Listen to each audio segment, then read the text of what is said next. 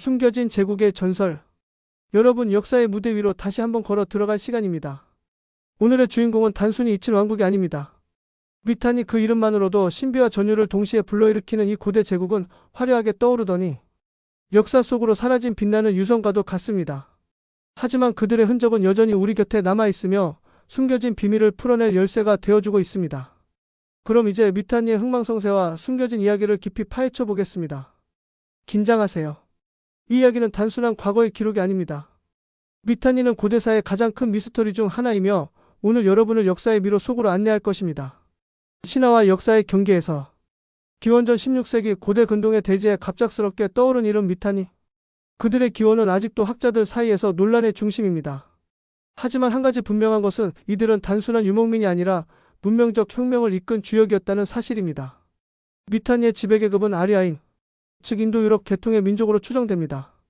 이들은 태양신 미트라와 폭풍의 신 인드라를 숭배하며 자신들만의 독특한 문화를 창조했습니다. 그런데 놀랍게도 이 신들의 이름은 후대 인도 신화에서도 등장합니다. 이는 미탄니가 단순히 하나의 왕국에 그치지 않고 문명과 종교의 거대한 연결고리 역할을 했음을 보여줍니다. 이들은 과연 어디에서 왔을까요? 전설에 따르면 미탄니의 초창기에는 그들이 단순히 유랑민 집단으로서 생존을 위해 이동하던 시기가 있었습니다. 하지만 이들은 독특한 방식으로 자신들을 정복자가 아닌 문화의 전달자로 자리매김시켰습니다. 그들이 선택한 무기는 단순한 칼과 방패가 아닌 문명적 융합의 힘이었습니다. 첫 번째 전설의 시작. 미탄니가 역사에 이름을 새긴 것은 전쟁을 통해서였습니다. 하지만 이들의 전쟁은 단순한 정복이 아니라 문화적 충격을 동반한 것이었습니다. 미탄니의 전쟁 양식은 기존의 근동 국가들과는 완전히 달랐습니다. 먼저 전차 전술의 혁신을 이끌었습니다. 당시의 전차는 무겁고 느리며 주로 귀족들의 이동 수단으로 쓰였지만 미탄니는 이를 속도와 힘의 상징으로 탈바꿈시켰습니다. 그들의 전차는 가볍고 빠르며 말의 훈련 상태가 완벽했습니다. 그리고 여기서 등장하는 것은 미탄니의 말 조련 기술입니다. 고대 문헌인 쿠이크쿨트 문헌은 미탄니의 말 훈련법을 자세히 기록하고 있습니다. 예를 들어 말의 체력을 최적화하기 위해 일정한 간격으로 사료를 공급하며 훈련 중에는 말에게 소금물을 마시게 해 근육 회복을 돕는 등의 과학적인 접근이 사용되었습니다. 이 문헌은 단순한 기록이 아니라 당시의 군사 과학과 전쟁 예술의 수준을 보여줍니다. 종교와 정치의 결합. 미탄니는 단순히 전쟁으로만 유명했던 것이 아닙니다. 그들의 종교는 정치와 긴밀하게 연결되어 있었고 이는 왕국의 통치 구조와 깊은 연관이 있었습니다. 미탄니 왕국은 자신들의 신화를 정치적 정당성을 확보하는 도구로 사용했습니다. 특히 미트라, 인드라 그리고 바루나와 같은 신들의 이름은 왕실과 군대의 정체성을 강화하는 데 중요한 역할을 했습니다. 미탄니 왕들은 자신들이 신들로부터 선택받은 존재임을 강조하며 이를 통해 백성들과의 신뢰를 구축했습니다. 그들은 신들과의 계약을 통해 왕국의 번영을 약속했고 이를 외교적으로도 활용했습니다. 미탄니 왕국의 정략결혼 외교는 종교적 정당성을 바탕으로 했으며 이로 인해 주변 강대국들과의 관계를 더욱 공고히 할 수 있었습니다. 미탄니의 외교술. 미탄니의 외교는 단순히 결혼 동맹에 그치지 않았습니다. 이들은 문자와 문서를 통한 외교의 대가였습니다. 텔 아마르나 문서에는 미탄니 왕이 이집트 파라오에게 보낸 외교 서신이 포함되어 있습니다. 이 문서에서 미탄니 왕은 형제여 내게 황금을 보내라. 그것이 우리의 우애를 증명하는 길이다. 라고 쓰며 당시의 외교적 관계가 얼마나 솔직하면서도 정치적 계산으로 가득했는지 보여줍니다. 이런 외교 문서는 단순히 선물을 주고받는 기록이 아니라 고대 근동의 정치적 긴장감을 생생히 전해줍니다.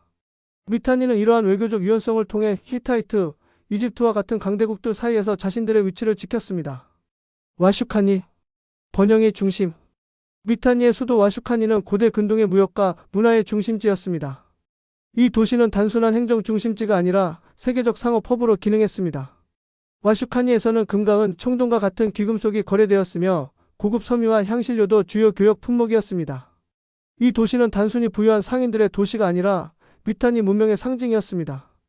그러나 와슈카니에 대한 고고학적 발굴은 아직 미완성 상태에 머물러 있습니다. 이는 이 도시가 여전히 수수께끼로 남아있음을 의미합니다.